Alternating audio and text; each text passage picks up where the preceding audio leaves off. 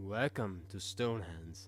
My name is Simo, and today I will give you simple strategies how you can price your products and actually grow your business. As as I'm still advocating people on creating an enterprises businesses that would be sustainable, that would show a benchmark to the environment, to the nature, and also fulfilling the passion of people. Like one thing that I heard that Warren Buffett got most of his riches by investing into strange companies, for example Coca Cola, and I see it as a cruel and evil mockery that he made towards humankind. That you invest your money into evil things, like many people, they become wealthy by fabricating and selling weapons, lethal weapons like tanks and guns and what the heck? That's so evil. So you now you understand my views and see where I'm taking you. I'm advocating that together we can create a more better and sustainable earth. And when you are going to price some of your products, then you need some guidelines how you can actually get value out of them. So I have one mentor. He's an old man who has actually been an arms dealer. He sold guns to our country, to Estonia from Russia in the 90s. The 90s was really strange times over here. Like people were getting shot every day, and, and some soldiers tried to fabricate a coup d'état, but they failed, and and there were a lot of drunken drunken shootings. Like some soldiers got drunk and started shooting some people on the streets, etc. So it was crazy time. Now it's luckily over, and society has changed a little bit. But that man is now my mentor. He's now old man, and he's really wise. After he had served in jail, he started founding schools, and he helped to develop a national Waldorf education curriculum. So great thanks for his work of contribution to society, of redeem his sins, you know. But so we were talking about pricing, like how do you price a product? And he said it's really easy for him because he's selling services, the services of himself, mentoring or giving advice or doing workshops to people. So he has his fair price point, but it's always an agreement, the end price, and the same way how bigger and larger enterprises work. When they are selling some larger quantities of stuff, like we are acquiring and purchasing, for example, uh, 2 truckloads of water heaters for our company on this very moment.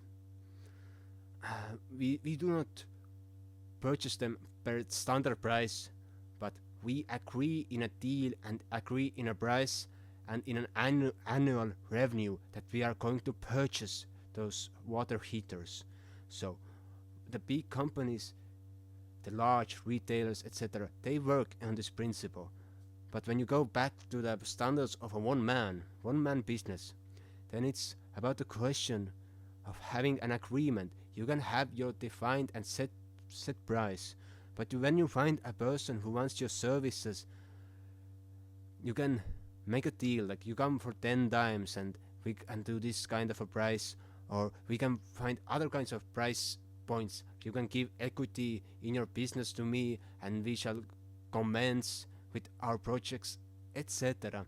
So finding those price points is crucial.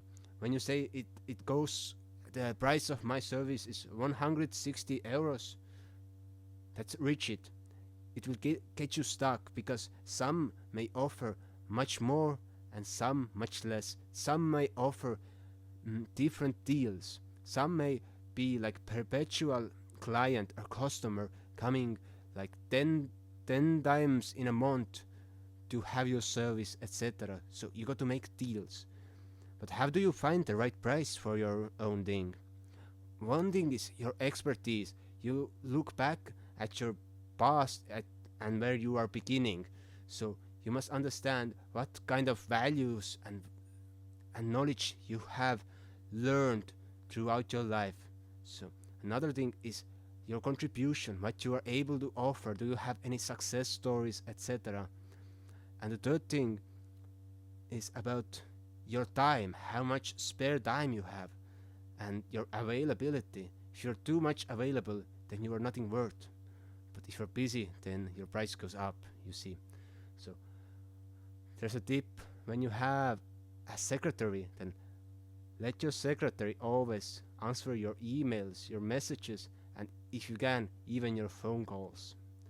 That will show to an interested person that you are a very busy person. That's a little tip. But if you are selling a physical product, then you should have at least 50% minimum of margin that you are going to get.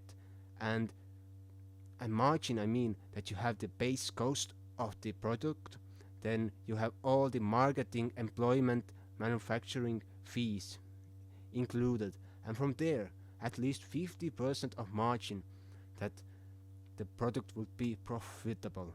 And that's really easy pricing. When you have physical product, you see how much it costs and how much does it cost to sell one product, to market it, and then you add this price 60%, 70%. And when you're making deals with retailers, with stores, then you have to make compromises and see how much you can take profit from single sale of a product. For example, I have book that I wrote, and it cost me 670, the full process of having this physical one book. So when I'm selling my book, I'm selling it 20 euros per book. It's over 50% of margins, so it's profitable thing to sell.